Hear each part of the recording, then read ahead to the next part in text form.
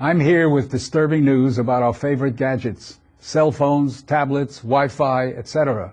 Putting it bluntly, they are damaging the living cells in our bodies and killing many of us prematurely. I'm Dr. Martin Blank from the Department of Physiology and Cellular Biophysics at Columbia University. It is distressing for me and more than 160 colleagues who today are petitioning the United Nations requesting that they address this problem. We are scientists and engineers, and I am here to tell you we have created something that is harming us, and it is getting out of control. Before Edison's light bulb, there was very little electromagnetic radiation in our environment. The levels today are very many times higher than natural background levels and are growing rapidly because of all the new devices that emit this radiation. An example that a lot of us have in our pockets right now is the cell phone. One study shows that as cell phone usage has spread widely, the incidence of fatal brain cancer in younger people has more than tripled. We are putting cellular antennas on residential buildings and on top of hospitals where people are trying to get well. Wireless utility meters and cell towers are blanketing our neighborhoods with radiation. It's particularly frightening that radiation from our telecommunication and power line technology is damaging the DNA in our cells.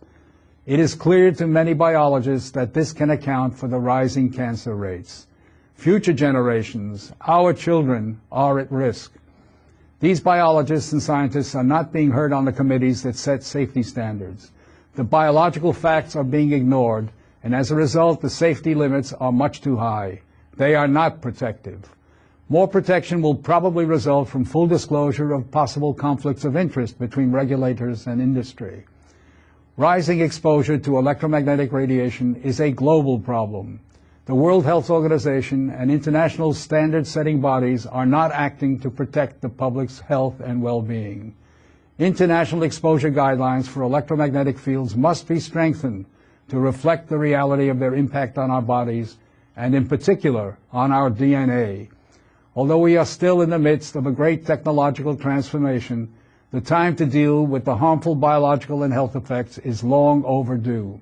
We are really all part of a large biological experiment without our informed consent. To protect our children, ourselves, and our ecosystem, we must reduce exposure by establishing more protective guidelines. And so today, scientists from around the world are submitting an appeal to the United Nations, its member states, and the World Health Organization to provide leadership in dealing